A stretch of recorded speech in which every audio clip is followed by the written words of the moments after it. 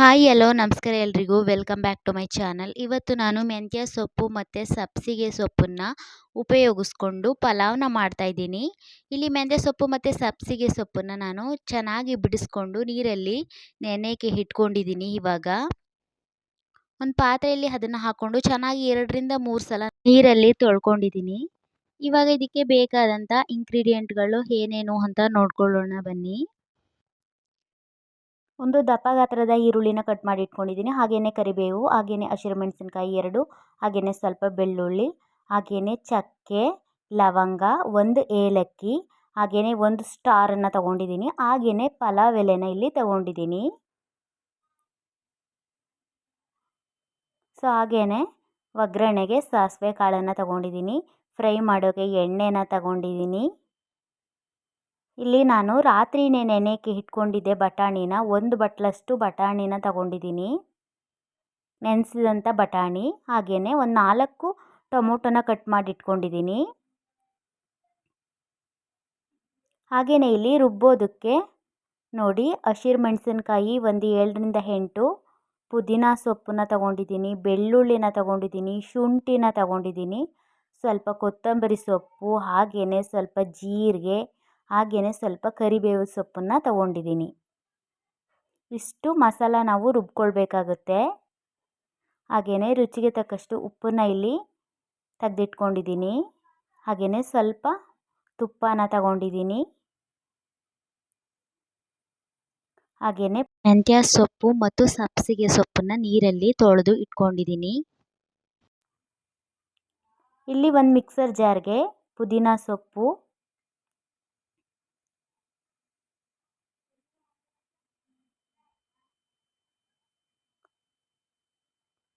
ಹಾಗೆಯೇ ಕರಿಬೇವಿನ ಸೊಪ್ಪನ್ನು ಸೇರಿಸ್ಕೊಳ್ತಾ ಇದ್ದೀನಿ, ಕೊತ್ತಂಬರಿ ಸೊಪ್ಪು, ಬೆಳ್ಳುಳ್ಳಿನ ಸೇರಿಸ್ಕೊಳ್ತಾ ಇದ್ದೀನಿ.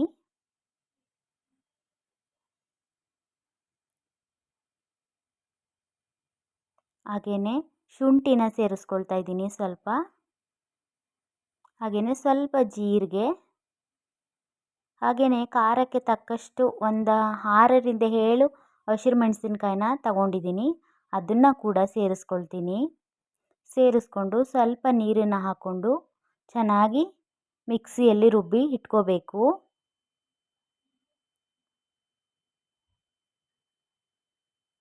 ನೋಡಿ ಈ ಥರ ಮಸಾಲಾನ ರುಬ್ಬಿ ಇಟ್ಕೊಂಡಿದ್ದೀನಿ.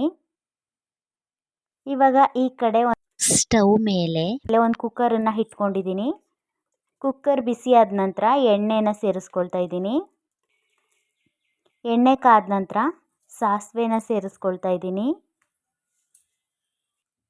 ಸಾಸಿವೆ ಚಟಪಟ ಅಂತ ಸಿಡಿದ ಮೇಲೆ ಮಸಾಲ ಸ್ಪೈಸಸ್ ಐಟಮ್ಗಳನ್ನ ಹಾಕ್ಕೊಳ್ತಾ ಇದ್ದೀನಿ. ಅಂದರೆ ಚಕ್ಕೆ, ಲವಂಗ, ಸ್ಟಾರ್ ಮೊಗ್ಗು, 1 ಏಲಕ್ಕಿ, ಪಲಾವ್ ಎಲೆನ ಸೇರಿಸ್ಕೊಳ್ತಾ ಇದ್ದೀನಿ.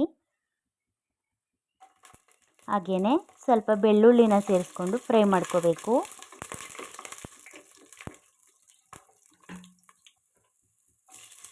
ಹಾಗೆಯೇ ಒಂದು 2 ಹಸಿರುಮೆಣಸಿನ್ಕಾಯಿ, ಹಾಗೆಯೇ ಸ್ವಲ್ಪ ಕರಿಬೇವನ್ನು ಸೇರಿಸ್ಕೊಂಡು ಫ್ರೈ ಮಾಡ್ಕೊಳ್ತಿದ್ದೀನಿ.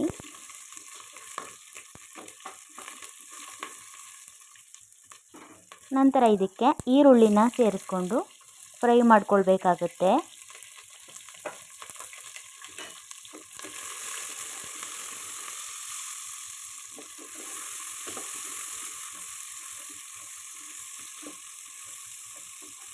ಈರುಳ್ಳಿ ಸ್ವಲ್ಪ ಕಲರ್ ಚೇಂಜ್ ಆಗೋವರೆಗೂ ಫ್ರೈ ಮಾಡ್ಕೋಬೇಕು.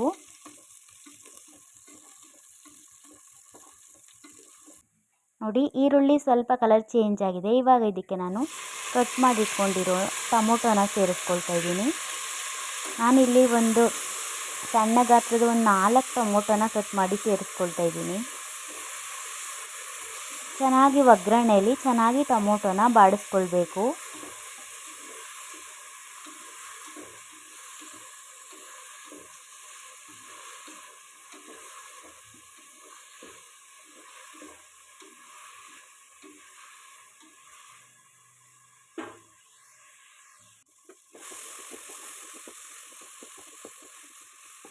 ತಳ ಹಿಡದೇ ಇರೋ ಥರ ಚೆನ್ನಾಗಿ ಟೊಮೊಟೊನ ಚೆನ್ನಾಗಿ ಬಾಡಿಸ್ಕೊಳ್ಬೇಕು.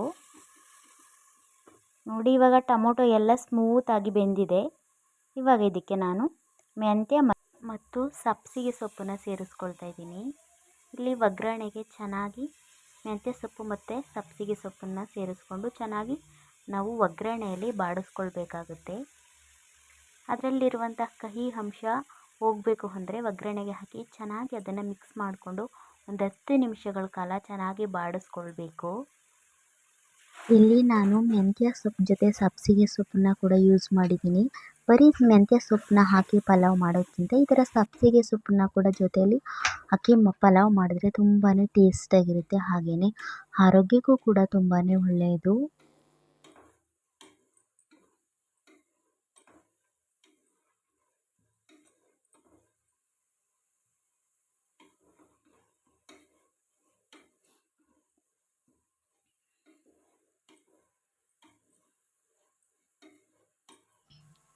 ನೋಡಿ, ಇವಾಗ ಮೆಂತ್ಯ ಸೊಪ್ಪು ಚೆನ್ನಾಗಿ ಬೆಂದಿದೆ. ಇವಾಗ ಇದಕ್ಕೆ ರುಬ್ಬಿ ಇಟ್ಕೊಂಡಿರುವ ಮಸಾಲಾನ ಸೇರಿಸ್ಕೊಳ್ತಾ ಇದ್ದೀನಿ. ಮಸಾಲಾನ ಸೇರಿಸ್ಕೊಂಡು ಇನ್ನೊಂದು ಸ್ವಲ್ಪ ನೀರನ್ನು ಹಾಕ್ಕೊಂಡು ಮಿಕ್ಸರ್ ಜಾರ್ಗೆ ತೊಳೆದು ನೀರನ್ನು ಕೂಡ ಸೇರಿಸ್ಕೊಳ್ತಾ ಇದ್ದೀನಿ. ಮಸಾಲಾನ ಸೇರಿಸ್ಕೊಂಡು ಚೆನ್ನಾಗಿ ಒಂದು ಮಿಕ್ಸನ್ನು ಕೊಡಿ. ನಾವು ರುಬ್ಬಿ ಇಟ್ಕೊಂಡಿರ್ತಕ್ಕಂಥ ಮಸಾಲಾನ ಸೇರಿಸ್ಕೊಂಡು ಅದರ ಹಸಿ ವಾಸನೆ ಹೋಗೋವರೆಗೂ ಚೆನ್ನಾಗಿ ಫ್ರೈ ಮಾಡ್ಕೊಳ್ಬೇಕು. ನೋಡಿ, ಹಸಿ ವಾಸನೆ ಹೋಗೋವರೆಗೂ ಫ್ರೈ ಮಾಡ್ಕೊಂಡಿದ್ದೀನಿ ಸ್ವಲ್ಪ ಹೊತ್ತು. ನೋಡಿ, ಇವಾಗ ಅಕ್ಕಿನ ತೊಳೆದು ಇಟ್ಕೊಂಡಿದ್ದೀನಿ. ನೀರಲ್ಲಿ ಅಕ್ಕಿನ ವಾಶ್ ಮಾಡಿ ನೋಡಿ, ಈ ಲೋಟದಲ್ಲಿ 1 ಲೋಟ ಅಕ್ಕಿನ ತೊಗೊಂಡಿದ್ದೀನಿ. ಸೊ ಇವಾಗ ನೀರಲ್ಲಿ ವಾಶ್ ಮಾಡಿ ಎತ್ತಿಟ್ಕೊಂಡಿದ್ದೀನಿ. ಇವಾಗ ಇದಕ್ಕೆ ಚೆನ್ನಾಗಿ ಒಗ್ಗರಣೆ ಎಲ್ಲ ಬೆಂದಿದೆ, ಮಸಾಲ ಹಾಗೆಯೇ ಸೊಪ್ಪೆಲ್ಲ ಚೆನ್ನಾಗಿ ಬೆಂದಿದೆ. ಇವಾಗ ಇದಕ್ಕೆ ಬಟಾಣಿನ ಸೇರಿಸ್ಕೊಳ್ತಾ ಇದ್ದೀನಿ. ನಾನು ರಾತ್ರಿಯೇ ನೆನೆಯೋಕ್ಕೆ ಇಟ್ಕೊಂಡಿದ್ದೆ ಬಟಾಣಿನ. ಆ ಬಟಾಣಿನ ಸೇರಿಸ್ಕೊಳ್ತಾ ಇದ್ದೀನಿ. ಸೊ ನೀವು ಇಲ್ಲಿ ಹಸಿ ಬಟಾಣಿ ಇದ್ದರೂ ಹಾಗೆಯೇ ಕೂಡ ಅದನ್ನು ಕೂಡ ಸೇರಿಸ್ಕೊಳ್ಬಹುದು. ನೋಡಿ, ಇವಾಗ ರೈಸ್ನ ಸೇರಿಸ್ಕೊಳ್ತಾ ಇದ್ದೀನಿ. ತೊಳೆದು ಇಟ್ಟಿರುವಂಥ ಅಕ್ಕಿನ ಸೇರಿಸ್ಕೊಳ್ತಾ ಇದ್ದೀನಿ.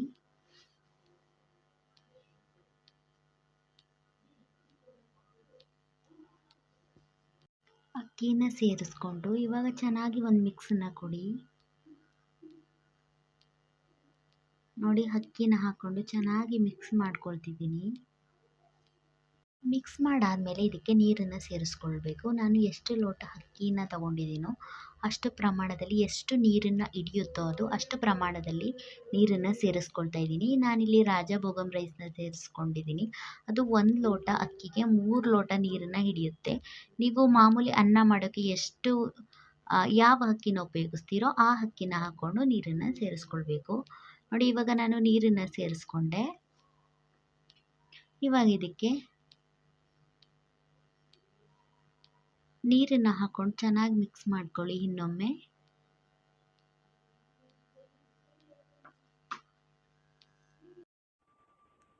ಇವಾಗ ರುಚಿಗೆ ತಕ್ಕಷ್ಟು ಉಪ್ಪನ್ನು ಸೇರಿಸ್ಕೊಳ್ತಾ ಇದ್ದೀನಿ. ಉಪ್ಪನ್ನು ಹಾಕ್ಕೊಂಡು ಚೆನ್ನಾಗಿ ಇನ್ನೊಮ್ಮೆ ಮಿಕ್ಸ್ ಮಾಡ್ಕೊಳ್ಳಿ. ನಾವು ಹಾಕಿರುವಂತಹ ಸೊಪ್ಪು ಮತ್ತು ರೈಸು ಹಾಗೆಯೇ ಮಸಾಲ ಐಟಮ್ಗಳೆಲ್ಲ ಚೆನ್ನಾಗಿ ಹೊಂದ್ಕೊಳ್ಬೇಕು. ಇವಾಗ ನೋಡಿ, 2 ಚಮಚ ತುಪ್ಪನ ಸೇರಿಸ್ಕೊಳ್ತಾ ಇದ್ದೀನಿ ಇಲ್ಲಿ. ಸೊ ತುಪ್ಪ ಹಾಕಿದ್ರೆ ಫ್ಲೇವರ್ ತುಂಬಾ ಚೆನ್ನಾಗಿರುತ್ತೆ, ಹಾಗೆಯೇ ತುಂಬ ಟೇಸ್ಟಿಯಾಗಿ ಬರುತ್ತೆ. ಅದಕ್ಕೋಸ್ಕರ ಇಲ್ಲಿ ತುಪ್ಪನ ಸೇರಿಸ್ಕೊಳ್ತಾ ಇದ್ದೀನಿ. ತುಪ್ಪನ ಹಾಕ್ಕೊಂಡು ಇನ್ನೊಮ್ಮೆ ಚೆನ್ನಾಗಿ ಮಿಕ್ಸ್ ಮಾಡ್ಕೊಳ್ಳಿ. ಇವಾಗ ಕುಕ್ಕರ್ ಲಿಡ್ನ ಕ್ಲೋಸ್ ಮಾಡಿಕೊಂಡು 3 ವಿಸಿಲ್ ಕೂಗಿಸ್ಕೊಳ್ತೀನಿ. ಇವಾಗ ನೋಡಿ, ವಿಸಿಲ್ ಸಹ ಬಿಟ್ಟಿದೆ. ಇವಾಗ ನೋಡಿ, ಬಿಸಿ ಬಿಸಿಯಾದಂತಹ ಮೆಂತ್ಯ ಸೊಪ್ಪು ಹಾಗೆಯೇ ಸಬ್ಬಸಿಗೆ ಸೊಪ್ಪು ಪಲಾವ್ ರೆಡಿ. ಸೊ ತುಂಬಾ ಟೇಸ್ಟಿಯಾಗಿ ಮತ್ತು ಆರೋಗ್ಯಕರವಾದಂತಹ ಸಬ್ಬಸಿಗೆ ಸೊಪ್ಪು ಮತ್ತು ಮೆಂತ್ಯ ಸೊಪ್ಪಿನ ಪಲಾವ್ ರೆಡಿ ಆಯಿತು. ಸೊ ಏನಿಲ್ಲ ಅಂದರೂ ನೀವು ಸಿಂಪಲ್ಲಾಗಿ ಮಾಡ್ಕೊಳ್ಬಹುದು. ಮನೆಯಲ್ಲೇ ಇರುವಂಥ ಪದಾರ್ಥಗಳನ್ನ ಉಪಯೋಗಿಸ್ಕೊಂಡು ತುಂಬ ಈಸಿಯಾಗಿ ಈ ಒಂದು ಬ್ರೇಕ್ಫಾಸ್ಟ್ ರೆಸಿಪಿನ ನೀವು ತಯಾರಿಸ್ಕೊಳ್ಬಹುದು. ನನ್ನ ಈ ವಿಡಿಯೋ ನಿಮಗೆ ಹೇಗೆ ಅನ್ನಿಸ್ತು ಅಂತ ಲೈಕ್, ಶೇರ್, ಕಮೆಂಟ್ ಮಾಡಿ. ಹಾಗೆಯೇ ಪಕ್ಕದಲ್ಲಿರುವಂಥ ಬೆಲ್ ಐಕನನ್ನು ಕ್ಲಿಕ್ ಮಾಡ್ಕೊಳ್ಳಿ. ನಾನು ಮಾಡೋ ವಿಡಿಯೋ ನೋಟಿಫಿಕೇಷನ್ ಮೊದಲು ನಿಮಗೆ ಬರುತ್ತೆ. ಯಾರೆಲ್ಲ ನನ್ನ ಚಾನಲ್ನ ಸಬ್ಸ್ಕ್ರೈಬ್ ಮಾಡ್ಕೊಂಡು ನೋಡ್ತಾ ಇದ್ದೀರಾ ಎಲ್ಲರಿಗೂ ನನ್ನ ಧನ್ಯವಾದಗಳು. ಹಾಗೆಯೇ ಯಾರೆಲ್ಲ ಸಬ್ಸ್ಕ್ರೈಬ್ ಮಾಡದೆ ನೋಡ್ತಾ ಇದ್ದೀರಾ ಪ್ಲೀಸ್ ಸಬ್ಸ್ಕ್ರೈಬ್ ಮಾಡ್ಕೊಳ್ಳಿ ಅಂತ ಕೇಳ್ಕೊತೀನಿ. ಸಿಗ್ತೀನಿ ಮುಂದಿನ ವಿಡಿಯೋದಲ್ಲಿ. ಅಲ್ಲಿವರೆಗೂ ಎಲ್ಲರಿಗೂ ನನ್ನ ಧನ್ಯವಾದಗಳು. Thank you.